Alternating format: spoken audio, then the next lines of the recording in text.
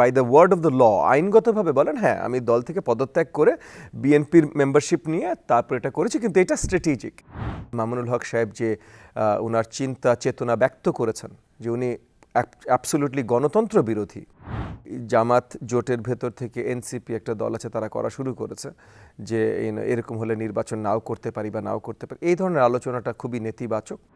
হ্যাঁ ভোটে ভোট দিন এই ধরনের কোনো কিছু আর কেউ করলেও সরকার করতে পারে না। আমি বলতে পারি সংস্কার কার এজেন্ডা, ফার্স্ট অ্যান্ড ফরমোস্ট সংস্কার সবসময় হতে হবে, অলওয়েজ অ্যাট অল টাইমস। আজকে আপনার যেটা আছে কালকে সেটা চলবে না, দুনিয়া বদলাতে থাকে। ভুল করবেন আপনি, দোষ জনতার না ভাই, it doesn't work that way. আমন্ত্রণ জানাচ্ছি আমাদের আজকের সোজা সাপটায়। আমি নূরে আলম আছি আপনাদের সাথে। চলমান রাজনীতি সহ নানা বিষয় নিয়ে কথা বলার জন্য আমাদের সঙ্গে রয়েছেন ঢাকা 13 আসনের বিএনপির মনোনীত প্রার্থী জনাব ববি হাজ্জাজ। আমরা সরাসরি চলে যাচ্ছি তার কাছে। ভাই আপনাকে অসংখ্য ধন্যবাদ আমাদেরকে সময় দেওয়ার জন্য। জি নূরে আলম, আপনাকে অসংখ্য ধন্যবাদ আমাকে দাওয়াত জানাবার জন্য। আমরা দেখছি যে আপনি নানাভাবে, এখন যদিও বা প্রচারণা বন্ধ, কিন্তু আপনি অনেক আগে থেকেই ওই আসনটিতে কাজ করছেন, মানুষের সাথে কথা বলছেন। আমি যদি একদম স্পেসিফিক প্রশ্ন করি, ঠিক কী কারণে মানুষ আপনাকে, ওই এলাকার মানুষ আপনাকে ভোট দিবে? ওই এলাকায় মানে বৃহত্তর ঢাকা 13 আসন, মোহাম্মদপুর, আদাবর, শেরেবাংলানগর থানার একটা অংশ, এই এলাকা অনেক সমস্যায় জর্জরিত। আমি জোটের পক্ষ থেকে ওই এলাকার দায়িত্ব পাবার পর, এটা কত 2-2.5 মাস আগে বা 2-3 মাস হয়ে গেছে, আমি প্রথম যে জিনিসটা করি যে আমি ওখানে একটা বাড়ি নেই, মানে ভাড়া নেই আর কি, অবভিয়াসলি ওখানে থাকা শুরু করি, সময় কাটানো শুরু করি এবং এলাকা সম্বন্ধে জানতে চেষ্টা করি, সো লোকজনের সাথে কথা বলা শুরু করি, সমস্যাগুলো কী। একই সাথে একটু সায়েন্টিফিক রিসার্চও সর্ট অফ নিয়োগ করি যেন আমরা এলাকার প্রবলেমস কী আছে, কীভাবে চিন্তা করি, এগুলো জানতে পারি। এবং এগুলো সব কিছুর ভিত্তিতে গত মাস দেড়েক ধরে আমরা কাজ করা শুরু করেছি। সো এই যে আপনি আমাকে দেখেন এলাকায় কথা বলছি, আমি সব কিছুকে আসলে কাজ করছি। সো এলাকায় সন্ত্রাস একটা বড় সমস্যা, সন্ত্রাস দমনের জন্য এলাকার যারা মুরব্বী, মসজিদ কমিটি, হাউজিং সোসাইটি, এদেরকে নিয়ে বসছি, এদের ভলান্টিয়ার টিম সৃষ্টি করছি, আপনার রাস্তাতে লাইট লাগানো, সিসিটিভি লাগানো, এগুলোর কাজ করছি, আপনার এলাকায় ক্যানভাসিং করছি যে যেসব রাস্তাঘাটে মানে যেসব অলিতে গলিতে সুন্দর সুন্দর বাড়ি আছে, ভেতরে অনেক আলো আছে কিন্তু গলিতে কোনো আলো নাই, রাস্তায় কোনো আলো নাই, এলাকায় ক্যানভাসিং করছি, বাড়িওয়ালারা, বাড়ির মালিকরা বা বাড়িতে যারা থাকেন তারা যেন রাস্তার দিকে আরও আলো আলো আলো আলো দেন। আপনার খাল পরিষ্কার, রাস্তা পরিষ্কার, এগুলো করছি। এলাকাবাসীর কাছে ক্যানভাসিং করছি আমরা যে খালের ভিতরে যেন বর্জন, ময়লা বর্জন না করেন, so and so fourth. So আমরা কন্টিনিউয়াসলি গত 1.5 মাস ধরে এলাকার জন্য কাজ করে যাচ্ছি।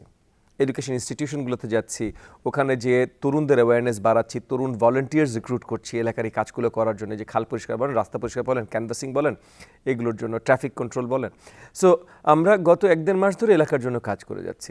তো এলাকার জনগণ আমাদেরকে, আমি আশা করি আমাকে পছন্দ করবেন, বাট যদি করেন তাহলে আমি আশা করি সঠিক কারণেই করবেন যে আমি এলাকার জন্য কাজ করছি, এলাকার সমস্যার সমাধানে আছি এবং আগামীতেও তাহলে মানে কোনো সরকারি দায়িত্ব বা কোনো সরকারি ক্ষমতা ছাড়াই আমি এলাকার কাজে নিয়োজিত আছি।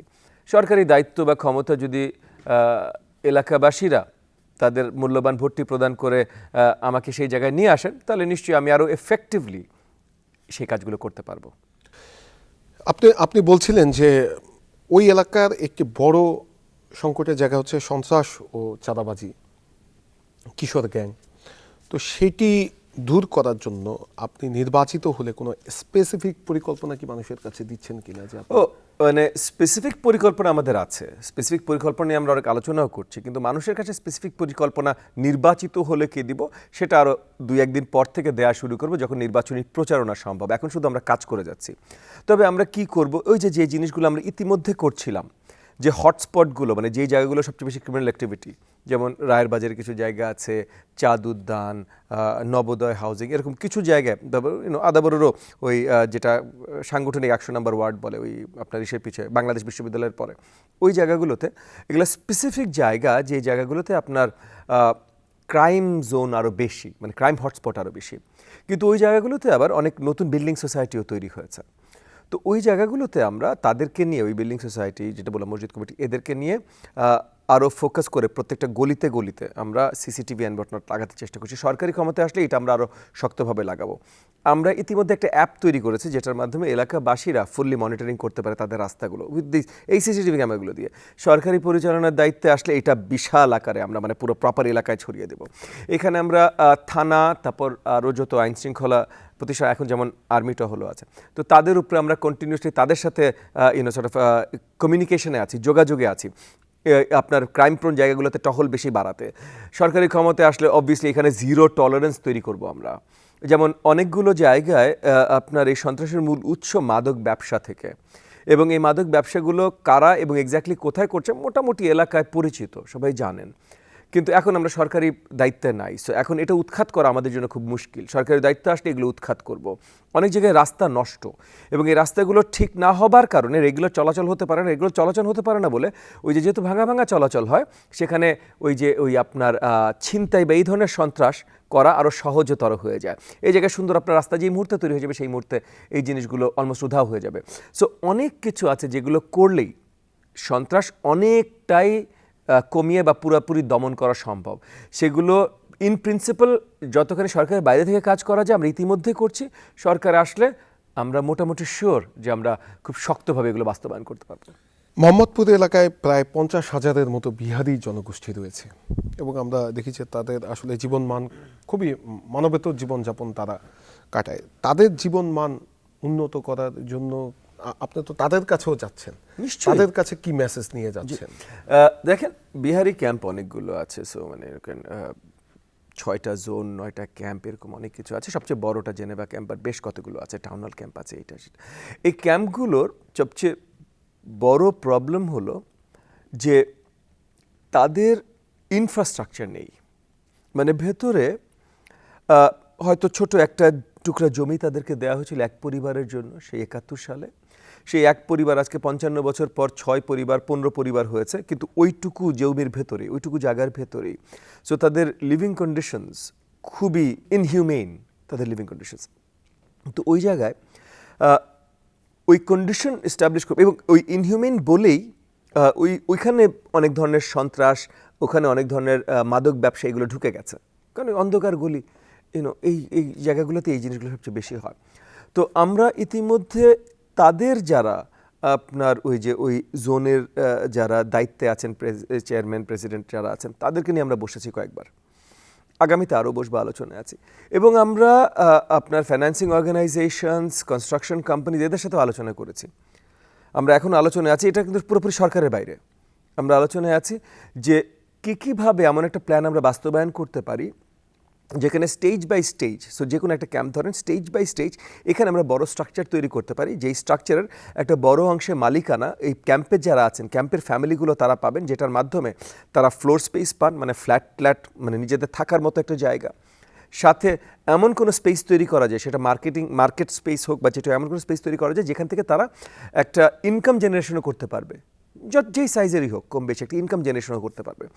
এবং এগুলোর মাধ্যমে যেটা হবে যে এই যে অন্ধকার গলিগুলো যেখানে গ্যাস নাই, পানি নাই, সিওরেজ নেই, এগুলো থেকে আমরা তাদেরকে উত্তরণ করতে পারবো। এবং তারা শুধু মানে রিজনেবল একটা থাকার জায়গা পাবে না, সাথে একটা ইনকাম উৎসও পাবে। সো এই ব্যবস্থাগুলো আমরা সরকারের বাইরে থেকে ইতিমধ্যে করার প্রচেষ্টা শুরু হয়ে গেছে। মানে অনেক ফাইন্যান্সিং অর্গানাইজেশনস, কনস্ট্রাকশন কোম্পানিজ, ওনাদের যারা নেতারা আছেন তাদের সাথে অনেক আলোচনা ইতিমধ্যে করছি আমরা। সো এগুলো, এবং আমরা বিশ্বাস করি অলরেডি আমরা কিছু তো সলিউশনসের কাছাকাছি আসতে সক্ষম হয়েছি। সলিউশন মানে কি, আইডিয়া, মানে প্ল্যানগুলো এমন আনতে সক্ষম হয়েছে যেগুলো ভালো সলিউশনস হতে পারে। সরকারি দায়িত্ব গেলে এগুলো তো আরও শক্তভাবে আমরা বাস্তবায়ন করব। আপনি যেহেতু জোটের প্রার্থী, আমরা দেখেছি যে বেশ কিছু আসনে মানে বিএনপির যারা প্রার্থী হতে চেয়েছিল তাদের অনেকেই বিদ্রোহী প্রার্থী হিসেবে দাঁড়িয়ে গিয়েছে। আপনার আসনে সেই সংকট নেই, কিন্তু তারপরও অনেকেই তো ওখান থেকে প্রার্থী হতে চেয়েছিল, বিএনপির মূল দলের ইচ্ছা ছিল। তো তাদের যারা অনুসারী আছে তারা কি আপনাকে নির্বাচনী কাজে পুরোপুরি সহায়তা করছে, অথবা আপনি কি কোনো প্রতিবন্ধকতা? কোনো প্রতিবন্ধকতা ফেস করছি না। আর শুধু বিএনপি না, আমাদের জোটে যত দল আছে বেশিরভাগ দলেরই ওখানে কোনো মানে একটা প্রসপেক্টিভ প্রার্থী ছিল। আমার নিজের দলেরই ওখানে প্রসপেক্টিভ প্রার্থী ছিল। যেহেতু জোট থেকে আমাকে ওখানে দায়িত্ব দেওয়া হচ্ছে, কারণ আমার নিজের দলের আলাদাভাবে নির্বাচন হলে আমি হয়তো অন্য কোনো সিটে দাঁড়াতাম, বাট জোট থেকে আমাকে দায়িত্ব দেওয়া হচ্ছে, সো ওখানে সো সবারই প্রসপেক্টিভ প্রার্থী ছিল। সেটা বিএনপির থাকবে না, বিএনপির মতো বড় দল, বিএনপির হয়তো 10টা ছিল, অন্য দলের হয়তো 1টা বা 2টো ছিল, কিন্তু এই প্রসপেক্টিভ প্রার্থী সংক্রান্ত আমার কোনো ঝামেলা হয়নি এবং মোটামুটি বেশিরভাগই ইফ নট সবাই আমাকে এসে পুরোপুরিভাবে সহযোগিতা প্রদান করার অ্যাটলিস্ট আপনার প্রমিস করে গেছেন। আপনি তো ধানের শীষ নিয়ে নির্বাচন করছেন, তো আপনি আপনার দল থেকে তো পদত্যাগ করে তারপর বিএনপিতে যোগ দিয়ে করেছেন, তো এখন আপনার যে দল, সেই দলের আসলে মানে ভবিষ্যৎ কি? দল দলের মতো চলছে এবং আমি করেছি দল ছেড়ে, আসলে এটা লিগালি যদি আপনি by the word of the law আইনগতভাবে বলেন, হ্যাঁ আমি দল থেকে পদত্যাগ করে বিএনপির মেম্বারশিপ নিয়ে তারপর এটা করেছি, কিন্তু এটা স্ট্র্যাটেজিক, এটা করেছি এই নির্বাচন কেন্দ্রিক, মানে কনস্পিরেটোরিয়ালভাবে, মানে একটা কনস্পিরেসির মাধ্যমে। নিশিরাতে যখন আরপিও তেমন একটা বদল এনেছে যেটার জন্য আমরা কেউ প্রস্তুত ছিলাম না, আমাদেরকে না জানিয়ে হঠাৎ করে আনা হয়েছে, তাও নভেম্বর মাসে, হ্যাঁ, তো তখন আমরা মনে করেছি যে এই নির্বাচন যে যুদ্ধ, সেই যুদ্ধের ময়দানে জয়লাভ করবার জন্য এই স্ট্র্যাটেজিক একটা ডিসিশন আমাদের নিতে হয়েছে। সো অনলি স্ট্র্যাটেজিক্যালি মানে লিগালি, ঠিক আছে, লিগালি আমি বিএনপির মেম্বার, কিন্তু না আমার পার্টির জায়গায় আছে, এবং এই নির্বাচন হয়ে যাক, আমরা আবার আমাদের স্টেটাস কোতে ফিরে যাব। সেটি কি, মানে এটি আমি একটু জানতে চাচ্ছিলাম, এটি নিয়ে আসলে মানুষের অনেকের মধ্যেই ধোঁয়াশা রয়েছে, সেটির আসলে সুযোগ কতটুকু? আপনি তো ধানের শীষ নিয়ে যখন আপনি পার্লামেন্টে যাচ্ছেন, আপনাকে তো ওই 5 বছর বিএনপিতেই ফার্স্ট অ্যান্ড ফরমোস্ট না না না, এটি জানতে চাচ্ছিলাম। এটি আইন খুব পরিষ্কার। আমি যদি আপনার মানে বিএনপি থেকে পদত্যাগ করি, তাহলে আমি আমার সংসদ সদস্য পদ হারাবো, এইটুকুই। আমি যদি পদত্যাগ করি তাহলে আমি সংসদ সদস্য পদ হারাবো। হ্যাঁ, সেক্ষেত্রে কি আপনি তাহলে তো এটা এগেইন এটা স্ট্র্যাটেজিক, বাকিটা তো ভাই আমরা যুদ্ধে স্ট্র্যাটেজিক ভাবে গেছি। বুঝতে পেরেছি। আচ্ছা, আর আপনার অপোজিশন যে প্রার্থী রয়েছে, তার সাথে আপনার মানে সম্পর্ক কেমন? আমরা দেখেন, তার সাথে আমার এমনি ইন্ডিভিজুয়াল সম্পর্ক, পার্সোনাল সম্পর্ক সবসময় মোটামুটি একটা ভালো সম্পর্ক ছিল। ওই মোদি বিরোধী আন্দোলন যখন শুরু হয় 2020 সালে, হ্যাঁ 2020 সালের ওই মোদি বিরোধী আন্দোলনের সময় থেকে আমাদের একটা সুসম্পর্ক ছিল, কারণ তখন সে পরিষ্কারভাবে আওয়ামী ফ্যাসিবাদের বিরুদ্ধে দাঁড়ায় এবং আমি আরও আগে থেকেই স্বৈরাচারী আওয়ামী সরকারের বিরুদ্ধে ছিলাম। তো সেখান থেকে আমাদের একটা সুন্দর সম্পর্ক শুরু হয়, সুন্দর সম্পর্কই ছিল। তবে এটা পার্সোনাল লেভেলে। রাজনৈতিক লেভেলে আমি অত্যন্ত দুঃখের সাথে বলবো যে স্পেশালি ইন রিসেন্ট টাইমস, মানে গত কিছু সময় মামুনুল হক সাহেব যে ওনার চিন্তা চেতনা ব্যক্ত করেছেন যে উনি অ্যাবসলিউটলি গণতন্ত্র বিরোধী, এরপর আসলে রাজনৈতিক সম্পর্ক ওনার সাথে ভালো আমার থাকবার কথা না, এবং আগামীতে হওয়াটাও খুব মুশকিল হবে, বিকজ আমি ভাই গণতন্ত্রের সৈনিক। সো গণতন্ত্র বিরোধী কেউ হলে তার সাথে অন্য যে কোনো সম্পর্ক আমার থাকতে পারে, রাজনৈতিক সম্পর্ক থাকবে না। নির্বাচনের মাঠ, মানে অনেকেই মনে করছে যে এই প্রচারণা শুরু হওয়ার পরে নির্বাচনের মাঠ উত্তপ্ত হয়ে উঠতে পারে এবং বিভিন্ন জায়গায় সংঘর্ষেরও আশঙ্কা করছে।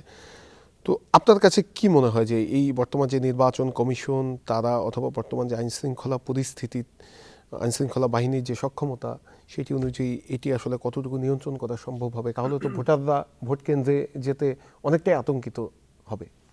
দেখেন, আইন শৃঙ্খলা বাহিনী সবসময়কার মতো শক্তিশালী এটা বলাটা ভুল হবে, বাট আরেকটা জিনিস মনে রাখবেন যে আইন শৃঙ্খলা বাহিনীর শক্তি দিয়ে শৃঙ্খলা বজায় থাকে এটাও সত্যি না। মানে 18-20 কোটি জনতা যদি শৃঙ্খলবিহীন হতে চায়, তাহলে আইন শৃঙ্খলা বাহিনীর কোনো ক্ষমতা নাই এটা রাখা। এটা জুলাই গণ অভ্যুত্থানে আমরা পরিষ্কার দেখেছি। সো যেই জিনিসটা আসলে গুরুত্বপূর্ণ, যে জনগণ যেন শঙ্কিত না হয়, তারা ভোট কেন্দ্রে ভোট দিতে যায়, এবং রাজনৈতিক দলগুলো যদি আসলে নিষ্ঠার সাথে নির্বাচন কেন্দ্রিক কর্মকাণ্ডেই জড়িত থাকে এবং নির্বাচনে যাওয়ার জন্য ইচ্ছুক থাকে, তাহলে এই ধরনের কোনো শঙ্কা আমি করছি না। তবে একটা ছোট্ট নেতিবাচক কিছু আলোচনা ইতিমধ্যে ওই জামাত জোটের ভেতর থেকে এনসিপি একটা দল আছে, তারা করা শুরু করেছে যে এরকম হলে নির্বাচন নাও করতে পারি বা নাও করতে পারি। এই ধরনের আলোচনাটা খুবই নেতিবাচক, কারণ এখন আমাদের নির্বাচনের দিকে যাওয়াটা অত্যন্ত গুরুত্বপূর্ণ এবং আমরা সবাই একদম রেডি, মানে এখন প্রচারণার সময়, মানে প্রচারণার দিনক্ষণ অলমোস্ট একদম চলে এসেছি। সো এখন এই ধরনের আলোচনা অত্যন্ত নেতিবাচক। লেভেল প্লেইং ফিল্ড কতটুকু নিশ্চিত হবে? আমরা দেখছি যে বিএনপি অভিযোগ করছে যে আপনার হচ্ছে বর্তমান যে প্রশাসন, সেই প্রশাসনে জামাতের প্রভাব অনেক বেশি। আবার জামাত অভিযোগ করছে যে বর্তমান নির্বাচন কমিশন সেটি বিএনপি দ্বারা প্রভাবিত। আপনার কাছে কি মনে হয়? আসলে সত্যি কথা কি যে বর্তমান সরকার প্রচণ্ডভাবে বায়াসড, অন্তর্বর্তীকালীন সরকারের কথা বলছি, সেন্ট্রাল সরকার প্রচণ্ডভাবে বায়াসড এবং জামাতের প্রতি, বাংলাদেশ জামাত ইসলামের প্রতি বায়াসড। এটা পরিষ্কার, মানে এনসিপি এবং জামাত এই কোয়ালিশনের প্রতি বায়াসড, এটা পরিষ্কার, কারণ তারা প্রত্যেকটা কাজ সেভাবে করছে। হ্যাভিং সেড দ্যাট, মোটামুটি আর কি সরকারি প্রশাসনের কথা যদি বলি, সরকারি প্রশাসন হয়তো চিন্তা করছে যে নির্বাচনে জয়লাভ করার সম্ভাবনা সবচেয়ে বেশি বিএনপি জোটের। সো তারা হয়তো বিএনপি জোটের বিরুদ্ধে যে জামাতের অন্তর্বর্তীকালীন সরকার যদি প্রো জামাত খুব বেশি অর্ডারও দেয়, খুব বেশি মানবে, এটা আমি ঠিক পরিষ্কার না আমার কাছে। সো ওই জায়গা থেকে আমি চিন্তা করছি যে সরকার বায়াসড, কিন্তু সরকারের বায়াস খুব একটা এফেক্টিভ হবে না। সো এর ভেতর থেকে আমরা মোটামুটি একটা ফেয়ার নির্বাচন বের হয়ে যাবে। মানে পুরো সরকার কি বায়াসড নাকি না, সরকারের অন্তর্বর্তীকালীন সরকার, না, আমি সেটাই বলছি, সেন্ট্রাল সরকার বায়াসড। অন্তর্বর্তীকালীন সরকারের কি সকল উপদেষ্টাই বায়াসড? আমরা তো দেখছি যে না, সকল উপদেষ্টা বায়াস কিনা এটা বলা মুশকিল। সরকার বায়াসড ইন দ্য সেন্স যে এই অন্তর্বর্তীকালীন সরকারের ভেতরে যারা হয়তো হতেই পারে এরকম যে 4-5 জন সবচেয়ে বেশি ক্ষমতা উইল্ড করে এবং ওই 4-5 জনের মধ্যে 2-3 জন বা 4-5 জনের 4-5 জনই বায়াসড, তার জন্য অন্তর্বর্তীকালীন সরকার বায়াসড। এক্স্যাক্টলি কে বায়াসড এটা আমি আপনাকে বলতে পারবো না। একটু যদি আসি গণভোট নিয়ে, আমাদের যে জুলাই সনদ সেটির সাংবিধানিক স্বীকৃতির জন্য গণভোট নির্বাচনের দিনই অনুষ্ঠিত হবে এবং সেখানে হা ভোটের নিয়ে আমরা দেখছি যে সরকারের পক্ষ থেকে প্রচারণা চালানো হচ্ছে। আপনি একজন প্রার্থী হিসেবে আপনি মানে মানুষকে মানে কি মেসেজ দিচ্ছেন, অথবা মানুষ কোনো মেসেজ দিচ্ছে না? ফার্স্ট অ্যান্ড ফরমোস্ট হলো যে জনগণের ভেতরে আমি গণভোট নিয়ে খুব বেশি উৎসাহ উদ্দীপনা দেখিনি। বাট মোর ইম্পর্টেন্টলি, সরকার কোনো কিছুর পক্ষে বিপক্ষে বলতে পারে না। সরকার গণভোট নিয়ে প্রচার করতে পারে এবং বড়ভাবে প্রচার করতে পারে যে গণভোটে এই জিনিসগুলো আছে, আপনাদের এই জিনিসগুলো জানা দরকার। এটা ঠিক আছে। হ্যাঁ ভোটে ভোট দিন, এই ধরনের কোনো কিছু আর কেউ করলেও সরকার করতে পারে না। আমি বলতে পারি হ্যাঁ ভোটে ভোট দিন, আমাকে ভোট দিন, হ্যাঁ ভোটে ভোট দিন, ধানের শীষে ভোট দিন, বা ধানের শীষের জোটের অন্য মার্কাও যারা আছে তাদেরকে ভোট দিন, এটা আমি বলতে পারি। সরকার আমার জন্যও বলতে পারে না, অন্য কোনো মার্কার জন্যও বলতে পারে না, হ্যাঁর জন্যও বলতে পারে না, নার জন্যও বলতে পারে না। সরকার ভোট সম্বন্ধে বলতে পারে, ভোট দিতে বলতে পারে, কিসে ভোট দিবে এটা বলতে পারে না। এইবার আসেন আমার পার্সোনাল ওপিনিয়ন। আমরা অনেক খাটাখাটনি করে, অনেক আলোচনায় বসে, অনেক কিছু করে, অনেক কম্প্রোমাইজ করে অ্যাজ ওয়েল আমরা ওই জুলাই সনদের এই জিনিসগুলো সেট করি সবাই মিলে। প্রতিটা রাজনৈতিক দল, অ্যাটলিস্ট যতগুলো রাজনৈতিক দলকে দাওয়াত দিয়েছে, এখানেও একটা বায়াস ছিল, কাকে দিয়েছে কাকে দেয়নি, বাট এনিওয়ে যতগুলো রাজনৈতিক দলকে দাওয়াত দিয়েছিল। এই সব কিছু করবার পর সরকার একটা হ্যানা ভোটে দিয়ে দিল অনেকগুলো প্রশ্ন, যেখানে আবার অনেক নোট অফ ডিসেন্টও ছিল। সরকার প্রশ্ন ওই হ্যানা ভোটে 4টা দিল, কিন্তু উত্তর দিল একটা, যে এই 4টার জন্যই তুমি একবারে হ্যাঁ দিবা বা একবারে না দিবা। এটা এখন খুব মুশকিল করে দিল। সো আমি নিজেও আসলে কনফিউজড নাগরিক হিসাবে, এখানে আমি নিজে প্রার্থী হিসাবে না, কারণ হ্যাঁ না তো আর আমার প্রার্থিতা না, আমি নাগরিক হিসেবে নিজেও কনফিউজড কোনটাতে দেব। আমি হ্যাঁতে দিতে চাই, কিন্তু আমাকে অপশন দেয়া হয়নি, কারণ everything I don't agree with, majority I agree with. So আমাকে যদি 4টা হ্যাঁ না দিত তাইলেও এনাফ হতো না, বাট স্টিল হয়তো 1টা না 3টা হ্যাঁ এরকম আমি জবাব দিতাম।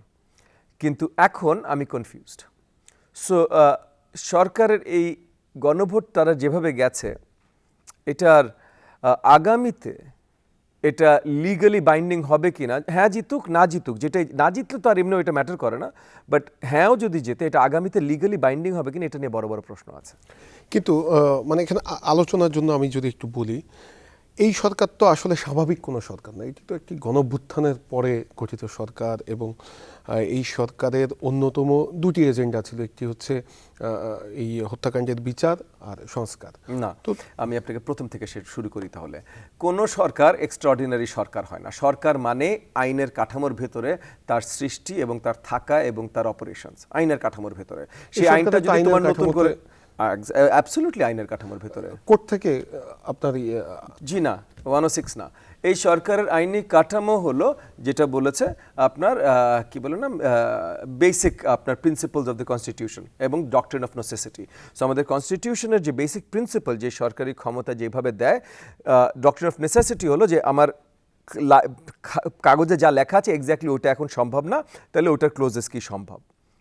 সো লিগাল বেসিস এটার আছে। 106 হলো একটা অপিনিয়ন, মানে আর্টিকেল 106 অফ দ্য কনস্টিটিউশন দেয় যে সুপ্রিম কোর্ট থেকে অপিনিয়ন নিয়ে সরকারের অনেক কিছু করা যেতে পারে। তো সেই অপিনিয়নটাও legal opinion. So supreme court সরকার বানাইতে পারে না। সরকার কনস্টিটিউশন এবং লর ভিত্তিতেই হয়েছে, ওটার স্ট্রাকচার আছে। যারা বলে আপনাদেরকে এই ধরনের কথা, যেটা এক্সট্রাঅর্ডিনারি সরকার, এইটার জন্য হয়েছে, আচ্ছা কে ভোট দিয়েছিল সংস্কার এবং বিচারের জন্য? সরকার কে ভোট দিয়েছিল? কেউ ভোট দিয়েছিল? লিগ্যাল স্ট্রাকচার আছে? কোনো লিগ্যাল ডকুমেন্ট আছে যেখানে লেখা আছে? না ভাই। হ্যাঁ, অবভিয়াসলি আমরা সবাই জুলাই গণঅভ্যুত্থানে যে গণহত্যা হয়েছে, এবং শুধু সেটা না, তার আগেও যে 15 বছর বা 15.5 বছর স্বৈরাশাসক একটা সরকারের দ্বারা যে অন্যায়গুলো হয়েছে, সেগুলোর বিচার আমরা সকলে দেখতে চাই। এটা কোনো এক সরকারের এজেন্ডা না, এটা যে কোনো সরকারের এজেন্ডা। তো এটার জন্য কোনো সরকার গঠিত হয় নাই, এটা যে কোনো সরকারের এজেন্ডা। এইবার আসেন সংস্কার মানে কি? সংস্কার কার এজেন্ডা? ফার্স্ট অ্যান্ড ফরমোস্ট সংস্কার সবসময় হতে হবে, অলওয়েজ, অ্যাট অল টাইমস। আজকে আপনার যেটা আছে কালকে সেটা চলবে না, দুনিয়া বদলাতে থাকে।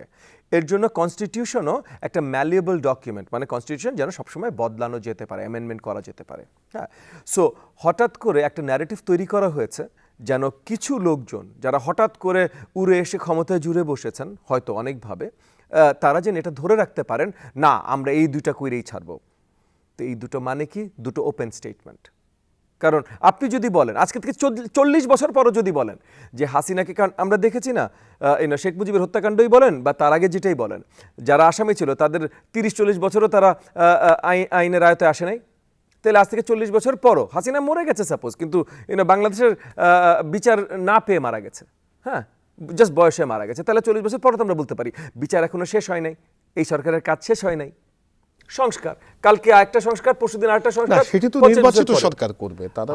এক্স্যাক্টলি। সো তাহলে আপনি যেটা বললেন এই পুরো ন্যারেটিভটাই ভুল।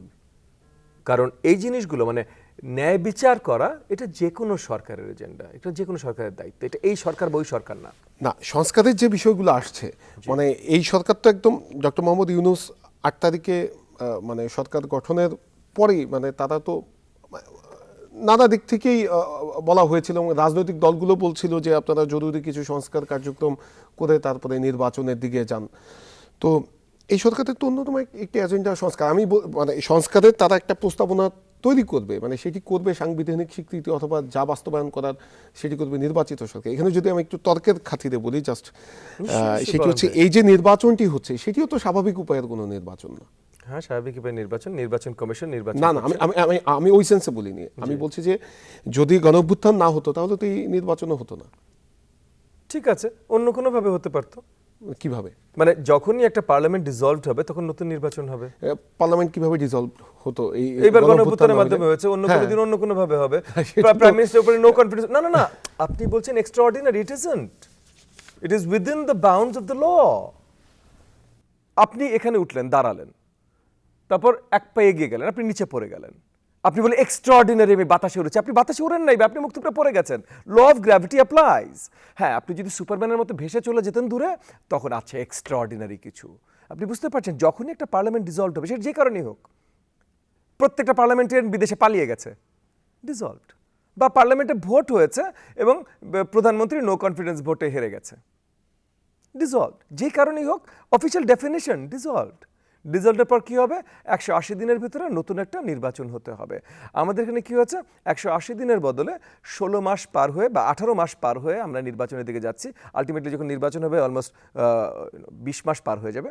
20 মাস পার হয়ে আমরা নির্বাচন পাবো এবং যার জন্য জটিলতা গত 20 মাসে অনেক বেড়েছে। বাট তবু এখন আমরা আশাবাদী যে ওই 20 মাস পর আমরা একটা নির্বাচন পেয়ে আবার স্থিতিশীল, স্টেবল, সুন্দর একটা সরকার নিয়ে আমরা আবার দেশ, গণতন্ত্র এবং দেশের গণতান্ত্রিক প্রতিটি ইনস্টিটিউশনসের রিবিল্ডিংয়ের কাজ শুরু করতে পারি। যেটি হচ্ছে এই এই এই সরকারকে আপনি অনেকটা মূল্যায়ন করেছেন, তারপরেও আমি আরও একটু ডিটেইলে জানতে চাচ্ছি এই সরকারকে আপনি কিভাবে মূল্যায়ন করবেন? তাদের অনেক ভুল ত্রুটি আছে, অনেক ভালো কাজের প্রচেষ্টা আছে, তবে এই সরকার আমার মনে হয় ইতিহাসের পাতায় সবচেয়ে বেশি আলোচিত থাকবে ফর ওভারস্টেইং ইটস ওয়েলকাম। কিন্তু এখানে যদি আমি বলি যে গণঅভ্যুত্থানের পরে আমাদের আইন শৃঙ্খলা বাহিনীর যে অবস্থা ছিল তাতে করে, অথবা দেশের সামগ্রিক যে অবস্থা ছিল তাতে 180 দিনের মধ্যে নির্বাচন দেওয়ার পরিবেশ কি ছিল? আসলে না, মেইন পয়েন্টটা হলো জিনিসটা 180 দিন না 210 দিন না কি, সেটা পয়েন্ট হলো যে কি কাজগুলো করা হয়েছে, মানে ফোকাসটা কি ছিল। এই সরকার মানে অন্তর্বর্তীকালীন সরকারের দায়িত্ব নেয়ার 4 মাস, প্রথম 4 মাসের ভেতরে, প্রথম 6 মাসের ভিতরে তারা পরিষ্কার করতে পারে নাই তাদের দায়িত্ব কি। তারা পরিষ্কার করতে পারেনি তাদের দায়িত্ব কি। তাদেরকে যখনই বলা হয়েছে আপনাদের দায়িত্ব কি, আপনারা কি করতে চান, আপনাদের গোল কি, আপনাদের ম্যান্ডেট কি, তারা বলেছে দেয়ালের লিখনি। এগুলো হলো নাটকীয় মার্কেটিং লাইন। এগুলো প্রাণ, ফিজাপ, কোকাকোলা ওরা বলবে, পেপসি বলে না ওপেন হ্যাপিনেস, হ্যাঁ, এগুলো হলো মার্কেটিং লাইন। হ্যাঁ, আসলে হলো চিনি দিয়ে একটা ড্রিঙ্ক, আপনি গিলবেন, আপনার কাছে মিষ্টি লাগবে, বুঝেছেন? তো এই সরকার সেম জিনিস করেছে, তারা মার্কেটিং লাইন দিয়েছে এবং ফাইনালি একটা লেভেলে নিজেরাও যখন রিয়েলাইজ করেছে যে ইকোনমি তারা কন্ট্রোলে আনতে পারছে না, আইন শৃঙ্খলা কিছুই তারা কন্ট্রোলে আনতে পারছে না, তখন ফাইনালি তারা একটা নির্বাচনের দিকে হাঁটা পথ চলা শুরু করেছে। যাই হোক, তাদেরও প্রচেষ্টা আছে, তাদেরও পজিটিভ একেবারেই কিছু করে নাই তা না। যেমন এই যে এতগুলো সংস্কার নিয়ে অনেক সময় ক্ষেপণ করেছে, বাট স্টিল এই সংস্কার নিয়ে আলোচনা এবং এখানে অনেককে একমতে আনা, এটা অনেক বড় পদক্ষেপ ছিল, এটা অনেক বড় অ্যাচিভমেন্ট ছিল। সো পজিটিভস আছে, নেগেটিভস আছে। নেগেটিভস আরেকটু কম হয়ে পজিটিভস আরো বেশি হলে হয়তো আরো ভালো হতো। এই সরকারকে আমি ডিফেন্ড করছি না, এই সরকারকে নিয়ে আমিও প্রচুর সমালোচনা করি। তো আমি একটা বিষয় আপনাকে একদম জানার জন্য বলছি যে আপনি যদি দেখেন 8 আগস্ট এই সরকার গঠনের পরে আজকে প্রায় 17 মাস হয়ে গিয়েছে, এমন একটা দিন গিয়েছে যে আমরা যারা সাধারণ মানুষ দাবি দাওয়া নিয়ে আন্দোলনে নামিনি। কেন নামবেন না? এই সরকার আপনাদের একবারও বলেছে যে এতদিন আমরা এতদিন আছি, সো এই লিমিটেড সময়, আপনারা এই লিমিটেড সময়ের মধ্যে আন্দোলনে নামেন না, এই লিমিটেড সময়ের পর নামেন, বলেছে? তাহলে আপনি নামবেন না কেন? হাসিনা আপনাকে 15.5 বছর অপেক্ষা করিয়েছে, এরা যদি আবার 15 বছর অপেক্ষা করে আপনি কেন অপেক্ষা করবেন? সামনে যদি নির্বাচিত সরকারের না, আমি এখনকার কথা বলছি না, আপনি বলছেন এই যে 17 মাস। হ্যাঁ, তো তারা সেপ্টেম্বরে, অক্টোবরে, নভেম্বরে বলেছে না, তাহলে জনগণ কেন নামবে না? আপনি বলেন ভাই, তারা যদি অগস্টে বলতো, যেমন মনে করেন এই যে নেপালে যখন গণ অভ্যুত্থান হলো এই অল্প কিছুদিন আগে, নতুন সরকার আসলো, নতুন সরকার এসে ওদের অন্তর্বর্তীকালীন সরকার এসে কি বললো, 6 মাসের মধ্যে নির্বাচন, আপনাদের যার ডিমান্ড আছে ভাই 6 মাস পর নির্বাচিত সরকারের কাছে আসবেন, এখন আমাদেরকে রিসিভ করুন, আমাদের একমাত্র দায়িত্ব সঠিকভাবে নির্বাচন দেয়া, ফিনিশড। কেউ কোনো কিছু চায়ও নাই। আপনি বলতেন না, আপনি বলেছেন আমরা আসছি, ও হাসিনা থাকলে তো আর 5 বছর নির্বাচন হইতো না, তাহলে এখন 5 বছর নির্বাচনের কথা বলবেন না। তখন লোকজন কি করবে, আবার 5 বছর চুপ করে থাকবে? তো ভুল করবেন আপনি, দোষ জনতার না ভাই, it doesn't work that way. ঠিক আছে, এই সরকারের পজিটিভ যে নাই তা না, যেটা আমি বললাম, বাট এই সরকারের নেগেটিভের খাতা অনেক বেশি লম্বা। বিএনপির প্রত্যেকটি আসনে এক ধরনের রাজনৈতিক কোন্দল রয়েছে, বেশ কয়েকটি আসনে, প্রত্যেকটি আসনে বলা ভুল হবে, বেশ কয়েকটি আসনে। সেই কোন্দলের প্রভাব কি আপনাদের উপরে পড়ছে কিনা? আপনি তো জোটের প্রার্থী। আমার উপরে পড়ছে না, অন্য কিছু প্রার্থীর উপরে পড়ছে, তারা এক একজন এক একভাবে হ্যান্ডেল করছেন এবং আমি আশাবাদী যে তারা মোটামুটি সবাই এটা ওভারকাম করতে সক্ষম হবেন। যেটি হচ্ছে, আমরা যদি দেখি সাধারণ মানুষের সাথে যদি একটু কথা বলি, যে জামাতের যারা প্রার্থী রয়েছে তারা যদিও বা মুখে শুধু থেকে বলছিল যে তারা নির্বাচন আরো পরে হোক, কিন্তু আমরা দেখছি যে তারা গত 1 বছর ধরেই নির্বাচন বেশি ক্যানভাসিং এবং তারা মানুষের কাছেও গত 1 বছর ধরে যাচ্ছে, তাদের প্রার্থিতাও তারা অনেক আগেই মোটামুটি ফাইনাল করে না ফেলেছে। অ্যাবসলিউটলি তাদের ফাইনাল, দলের মানে জন্য। তাদের দলের যে কয়েকটা চেঞ্জ হয়েছে এটা জোটের জন্য চেঞ্জ জোটের হয়েছে। জন্য চেঞ্জ হয়েছে। তো সেক্ষেত্রে আমরা দেখলাম যে যখন আমরা সাধারণ মানুষের সাথে কথা বলি যে ধানের শীষের পক্ষ থেকে মানে ভোট চাইতে কেউ বাসায় যায় অনেকেই এটি বলে। আপনার অবজারভেশন কি? আপনার তো কাজ করছেন। দেখেন ফার্স্ট তো এইটা আপনাদের ফার্স্ট অ্যান্ড ফরমোস্ট মনে করেন আপনি মোহাম্মদপুরে থাকেন, কোন এলাকায় থাকেন, মানে জেনারেল এলাকা অ্যাড্রেস বলে দিয়েন না, আপনি অবভিয়াসলি একজন পপুলার টেলিভিশন ঢাকা 17 আসুন। ঢাকা 17 মানে গুলশান বনানী এই এলাকায় থাকেন। আচ্ছা, তো এখন মনে করেন আপনি বনানীতে একটা ফ্ল্যাটে থাকেন, আপনি চান র্যান্ডম কেউ এসে আপনার বাসায় নক করা শুরু করে, এই ভাই দরজা খুলেন ভাই, আমি এই মার্কা থেকে আসছি ভাই দরজা খুলেন, আপনি চান এটা? আপনি তো চান না ভাই, না। তাহলে এবং জামাতের যে জিনিসগুলো করেছে আমরা ইতিমধ্যে দেখেছি, মানে দেখেন আমাদের রাজনৈতিক প্রতিপক্ষ বলে বলছি না, এবং এগেন আমি জামাতের রাজনীতিতে বিশ্বাসী না, যদিও আন্দোলনে আমরা অনেকে স্বৈরাচারের বিরুদ্ধে একসাথে আন্দোলন করেছি, সেটা ভিন্ন, কিন্তু তখনও তাদের রাজনীতিতে বিশ্বাসী ছিলাম না, এখনও তাদের রাজনীতিতে বিশ্বাসী না।